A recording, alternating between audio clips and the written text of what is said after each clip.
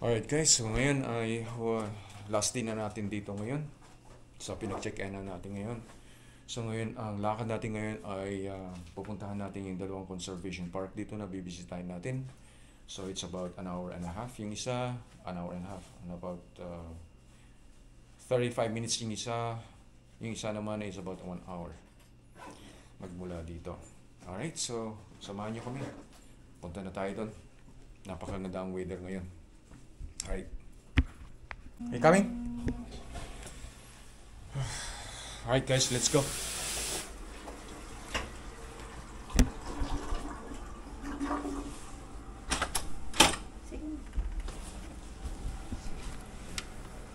Double check everything. Yeah, we're good. Okay, let's go.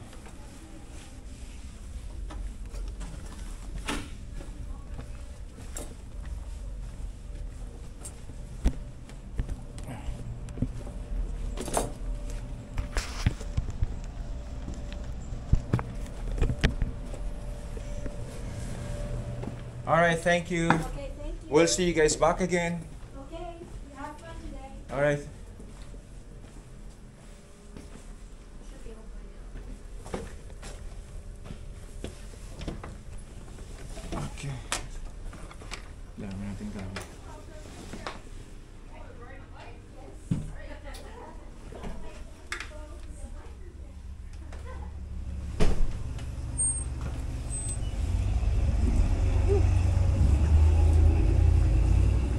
Yan na guys, ang ganda ng panahon.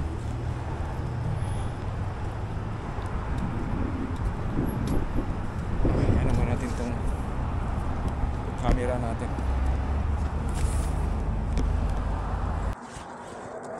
Ating kamay ko. Hello, mic test. Alright, let's go. Okay guys, ngayon naka-ready na tayo.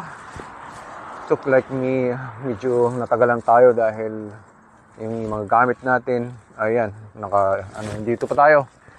Nandito pa tayo sa Howard Johnson na hotel. At yan, naka-ready na tayo, alis na tayo. So, we have like 40 minutes ride to go. Alright.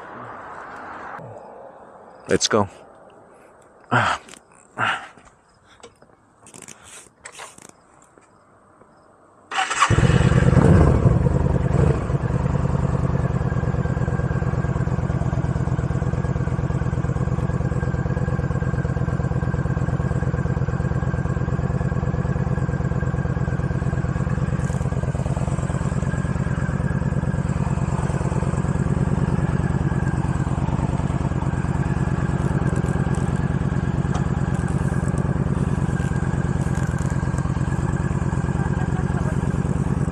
Huh? Yes, I do.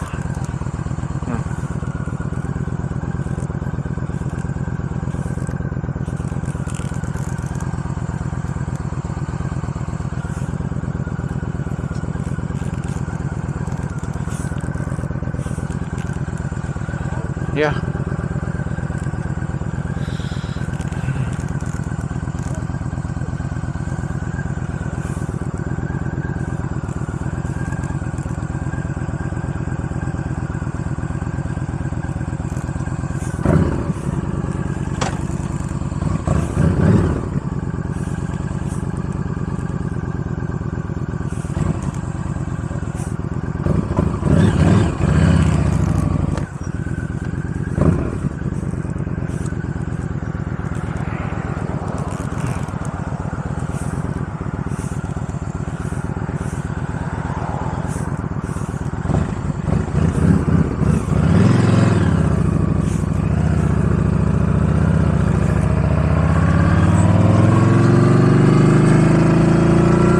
Yeah.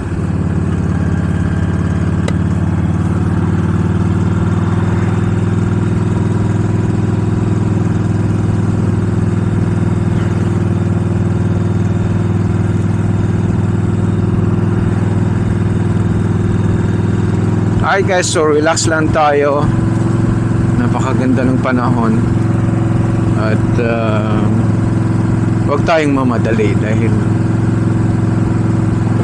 Hindi naman tayo namamadali. So, let's just enjoy and relax ang ride natin.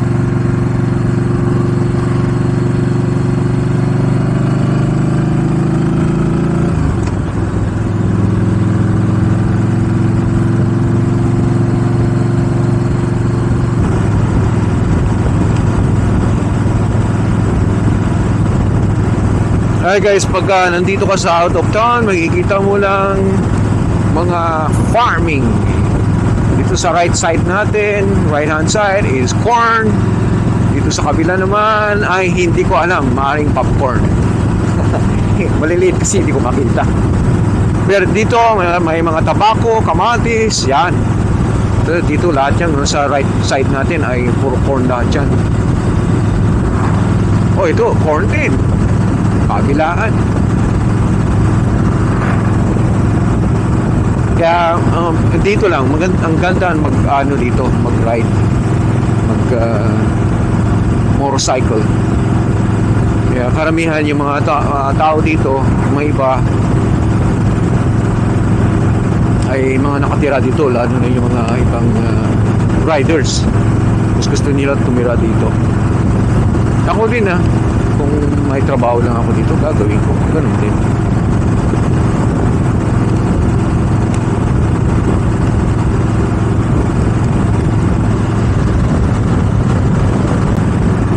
Alright guys, so we have like 15 minutes pa.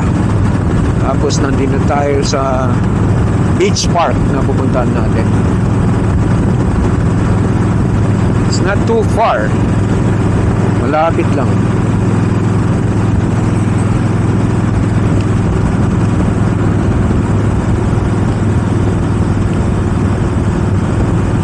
Yeah. Ganda dito. Ganda mag-ride dito. Dito muna tayo sa may gas station para mag-set up tayo ng hindi, ano ko lang yung ano.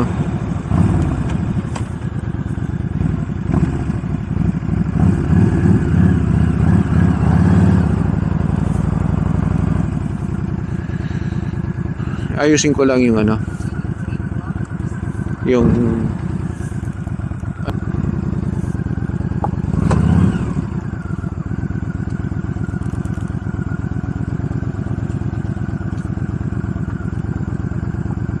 toink.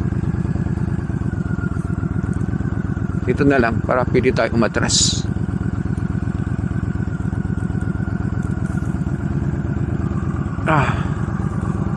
Alright.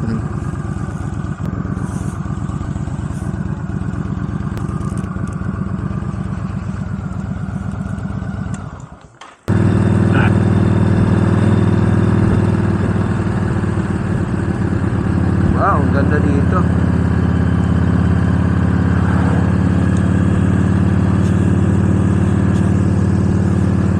Beach din ba yun?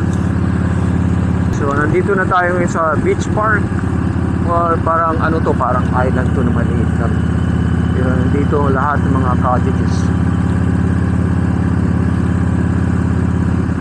Dito lahat ng mga babakasyon ng mga tao. Kasi yung kabilaan ay ano na to, ay may beach dito. Dito wala, ano to, most likely boating dito sa the other side.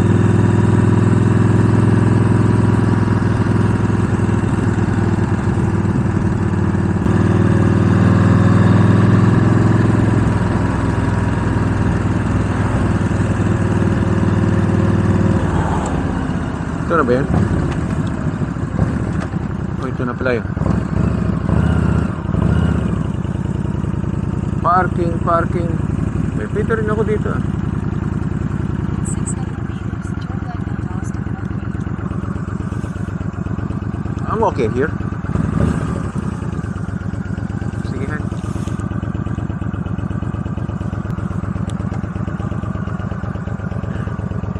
Ay, andito na tayo.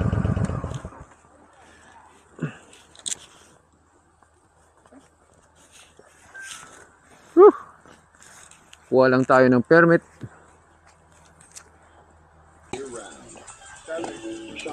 Alright guys, punta na natin yung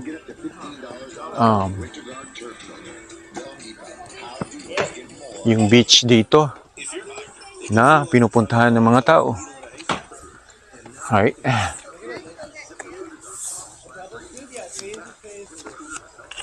Yan, extend out natin para makita natin yung view.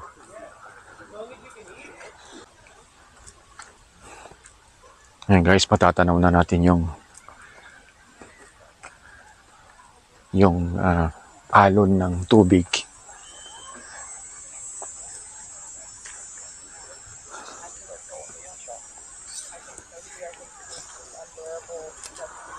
Oh wow. Ayan na.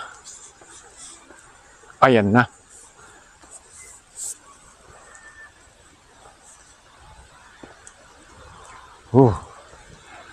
Mukhang maganda. Pwede na tayong tumalon. Kasi ngayon mainit. Kaso hindi ko dala yung swim gear natin. Wow. Ganda, di ba? Punta tayo dun sa tubigan. Let's go. Oh, wow. That's nice. That's beautiful. You are so beautiful to me. I can see. Yeah. Oh man. I feel like diving in. Wow, ganda pala. No? Oh, nice. Hanggang doon din, no? Wow. Layo. Iba ang kulay dito. Yeah. Walk lang tayo dito sa shore ng along the shore. Oh, wow. Tingnan natin yung tubig eh. Aha! Hindi gaano malinaw. Pero tingnan mo naman. Maski gano'n ng tubig, ayos lang. Oh, nice. Beautiful.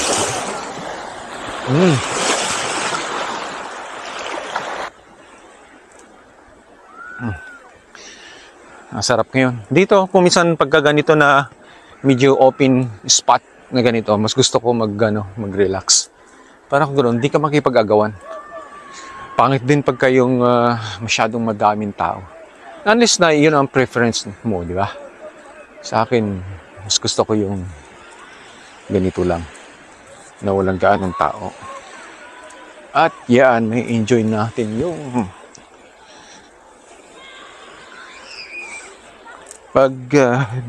bisita natin dito. Gano'n. Kasi sa parkingan pa lang, kuminsan nakipag-agawan ka na. Di ba? So, alright. So, ngayon, at least nakita natin yung lugar na ito.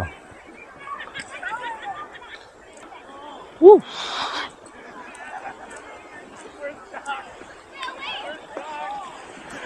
So, ito na yun. Palabas.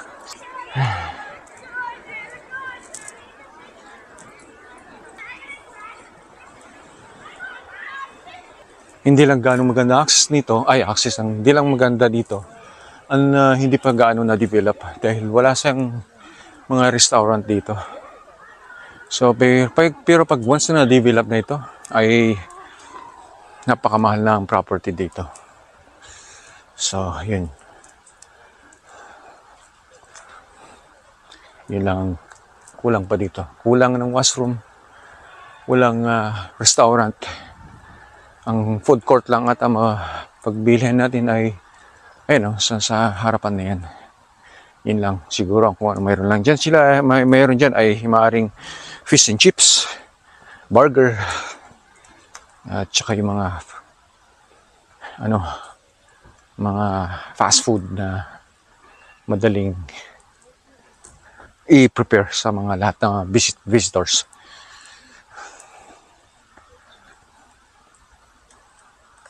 Right. Mas ngayon naman, punta natin yung isa.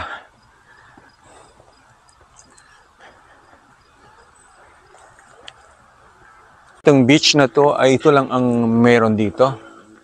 Ito lang kanilang general store na may available dito.